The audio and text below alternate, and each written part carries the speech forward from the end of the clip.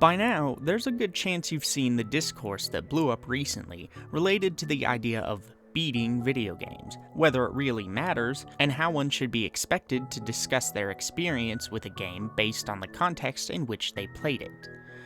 Yeah, I'm talking about the tweets by Mike Matei of Cinemassacre. This isn't a takedown piece nor a rant. Rather, I felt it was a topic that was worth exploring because I believe we can learn from it. This divide split the community so hard that even major content creators that are usually more than respectful of each other have crossed swords, so to speak. I'm not going to pretend that I personally sit in the middle of this argument, unsure of which side I fall on. I completely disagree with Mike here, outside of specific contexts that he doesn't bring up himself. For anyone who hasn't seen, these are the tweets in question, the first of which argues that if you use the rewind feature in re-releases of classic titles, you can't say you actually beat the game. The follow-up clarification attempts to shine more light on his intent by explaining that he doesn't believe in telling people how to play their games, just that he definitely thinks you can't say you beat a game if you use them. As his clarification illustrates, a lot of people misinterpreted his words as an argument against playing games how you wish. I don't think this was his point, nor do I think he meant any intentional hostility, despite the harsh word choice and finality of his statements. However, this does not mean his points hold water, because I don't think they do when you start to break them down. On the surface, his sentiment feels like it rings clean and true to many of us. I mean, what's so wrong with trying to make a distinction between beating a game and finishing it with external help that isn't part of the original design? The idea might even brush up against topics like journalistic integrity in your mind, further lending credence to it. After all, if someone is trying to do a comprehensive, formal critique of a game as a whole, or if they're claiming to be an authority on the game as a whole in some way, it's totally fair for people to expect that they've finished the game as it was originally designed. You do not need to finish a game to discuss parts of it in a professional, authoritative, or formal context, but you should most certainly finish it if that's a pretense of the discussion you're creating, or at least make it completely transparent that you didn't finish the game and why that's the case. The problem is that understandable ideas like this tend to mix themselves with the larger whole Mike's statement implies, which I feel obfuscates the pretty severe overreach taking place here. The issue with Mike's statements are simply that they're too broad to provide real structure to lean on, and yet still try to be final and definitive in nature. His first statement was a blanket statement. Mike wasn't saying, "I never say I've beaten a game if I use rewind to do so." He said, if you used rewind, you didn't beat the game. This implies a universality to his logic and, intentional or otherwise, attempts to dictate his beliefs on the topic as some sort of truth everyone should abide by. After all, what else can, if you use the rewind feature, you did not by any stretch of the imagination beat the goddamn game, impart on others? What else can it be doing other than dictating your use of language based on his rules? And again, his clarification tweet does little to actually focus his ideas under this pretense, and instead addresses a tangentially related response he saw thrown his way. He's right in this clarification, too. He never once said people couldn't play the game in any way they wanted to. Again, he just said you're not allowed to discuss your experience using certain language he has now placed a gate around. Like I said, I don't believe by any means that Mike's intentions were hurtful, nor hateful, but I also do not believe he understands the true reach of such a statement that could mean little under normal circumstances, but is much more damaging when you factor in his position as an authority in the gaming community and the reach of his platform. I don't think he would have seen even a modicum of the same backlash had he instead stated this idea as a principle he chooses to live by for personal reasons. Obviously, I'm not expecting him to completely think through the potential impact of every single public statement he makes.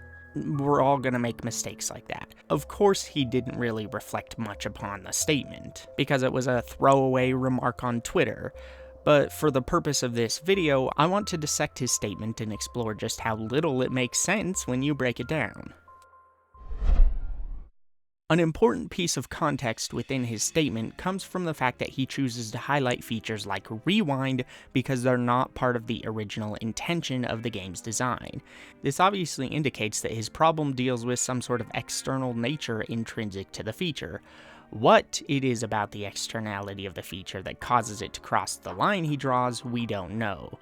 So we're more or less left with a laundry list of potential qualifiers that could drastically change the meaning of the idea he's presenting.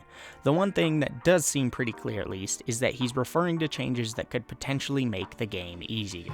With that in mind, here are just a few of the questions I feel would need to be answered for this idea to provide tangible value of any kind. So firstly, is it purely that rewind is an additive feature that wasn't part of the original release that separates playthroughs using it from ones that don't? Or maybe the fact that things like rewind features are a relatively new part of the ecosystem of accessibility options. What does that say about patches? Even games on the earliest dedicated consoles got patches, though before they could easily distribute them online, it was done through subsequent print runs of physical game copies. If something is made easier through an update, is that too far away from the original release? Or what about bonuses and DLC you can buy? I bought the deluxe edition of Need for Speed 2015 because it came with some cars and cosmetic things. But one of the extras thrust upon me that I can't turn off is a pretty hefty discount when buying cars and parts. This fundamentally changes the game experience to some degree. So did I not truly beat that game because I had to play with this boost enabled?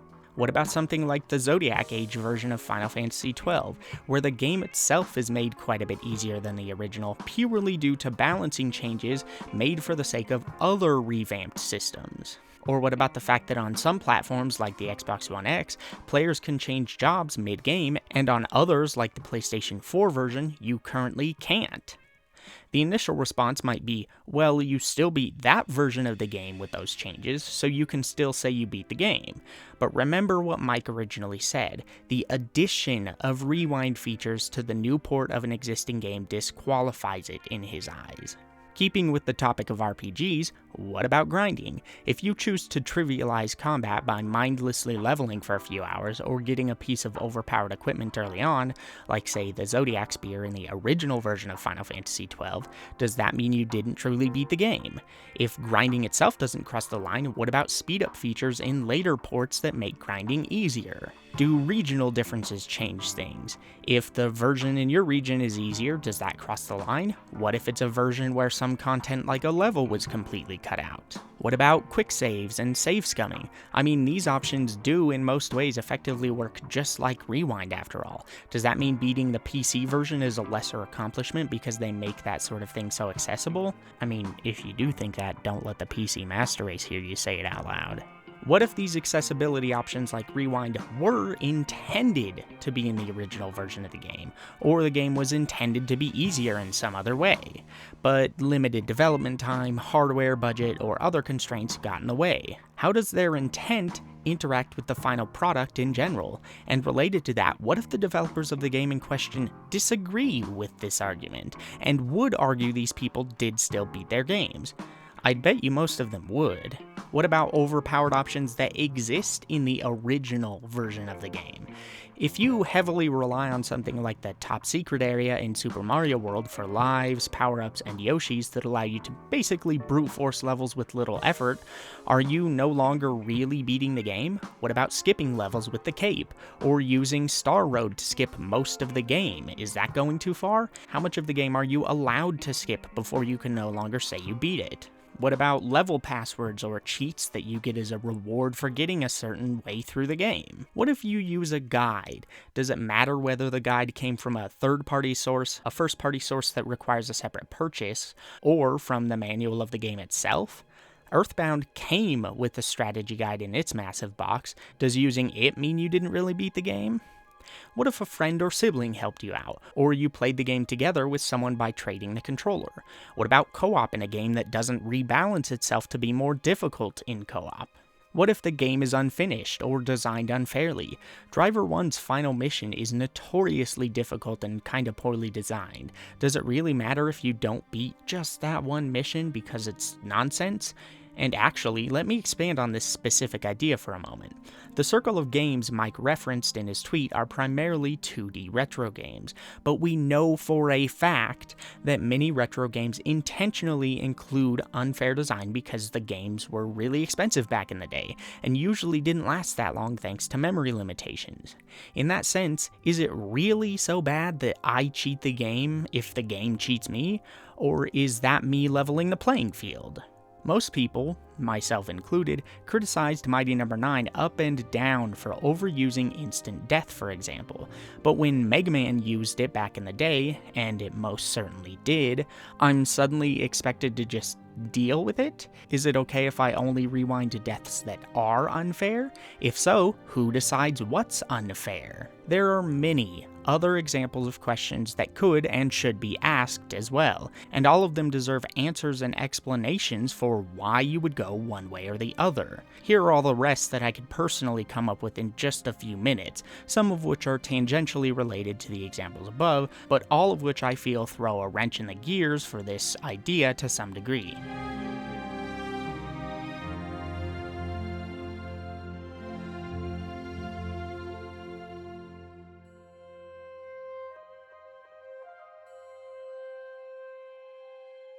At this point, you start to ask what beating a game even means. In fact, this was pointed out by a Twitter user going by the handle VirtuaSchlub, and I think it's an incredibly important part of this discussion that almost nobody else seems to be having. It's arguably the most important part, in fact, because discussion of games is about a lot more than hitting arbitrary checklist goals. Doesn't the phrase beat a game arguably undermine and misrepresent the experiences we can have with games? Even if we could come up with a well-defined universal rule for what constitutes beating a game, would that even matter? I've spent a lot of time playing Spelunky and have never finished a run with or without going through the hell stages. I've never even made it to hell in that game. I greatly value the time I spent with it regardless, and while I would definitely like to one day reach the end, I don't think there's something missing when I'm discussing the game with most people just because I haven't beat the game. In fact, I'd wager most people who've played Spelunky haven't beat it. So outside of discussions of what it's like to finish the game, what of merit does that offer in most conversations of the game in the first place? Sure, the idea of finishing or conquering a game has merits in certain contexts. I personally am the type of person who loves, quote-unquote, beating games.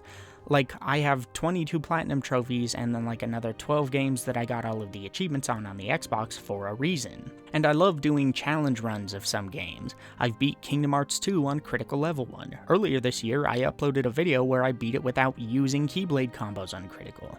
I enjoy occasionally going through New Game Plus ranks in Souls games. There was a point where I was in the top 3,000 people in the world who played Gran Turismo, the highest selling exclusive series that Sony has ever had, and I regularly got into the top 300 or so in drift trials. I spent hundreds and hundreds of hours honing my craft in that series. I know all about the lust to prove yourself in games. But that's also not all games are about, which is why none of my videos, except this one, are about beating games. It's really the icing on the cake, where the cake is playing the actual game itself. So I don't really think it means much to beat a game, outside of my circle of friends and their personal discussions related to those achievements. We discuss it purely for ourselves, which again is something that Mike's statements could have illustrated, but instead he turned that into a rule he feels others should follow. A rule that a multitude of others, including major content creators, then ran with, solidifying it as an idea they believe is worth taking seriously, even if it leaves others completely out of the conversation and realistically doesn't make any sense. Again, unless you claim to be an authority or are discussing a game's whole, isn't such an idea meaningless without the context of the specific conversation it's being used within? Can't others decide what constitutes beating a game for themselves in their own private discussions? What negative impact does it have on the wider discourse around games if people in their personal lives choose to say they beat a game even when using these modern accessibility tools? And what do you gain from telling them they didn't beat the game? If someone wants to scream to the world that they beat Dark Souls, despite being carried all the way through by a friend in co-op, What in the world is the problem with that? And why does it matter so much to you that you have to take a public stance against it? As I've hopefully illustrated, there is a lot more to beating games than can be condensed into such a simple statement. If you personally want to use clarifications like, I beat this game but I used cheats, that's totally fine. I would never argue that more clarity is a bad thing when it comes to that sort of discussion, and that's the way I personally choose to phrase things for myself too. But I also don't see any reason it should be a universal requirement for, what, nerd cred? What's the point?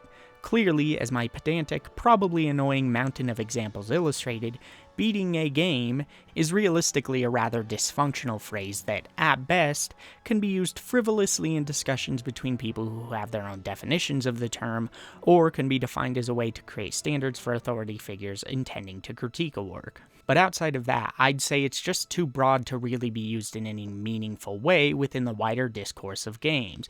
Pretending otherwise really only serves to try and take the voice away from people who don't want to live by your rules. So, warranted or not, don't act surprised when those people rebel and lash out when you try to dictate how they can use said voice. Whether that's the intention of your words or not, when you try to dictate to others that they didn't by any stretch of the imagination beat the goddamn game, that's the only meaning that can realistically be gleaned from your words. But what do you guys think? If you agreed with Mike before watching this video, do you still agree with him now? If not, do you have anything to add? Or maybe do you have further examples of situations you feel would need defined for this idea to carry weight? Sound off in the comments below, and I'll see you next time.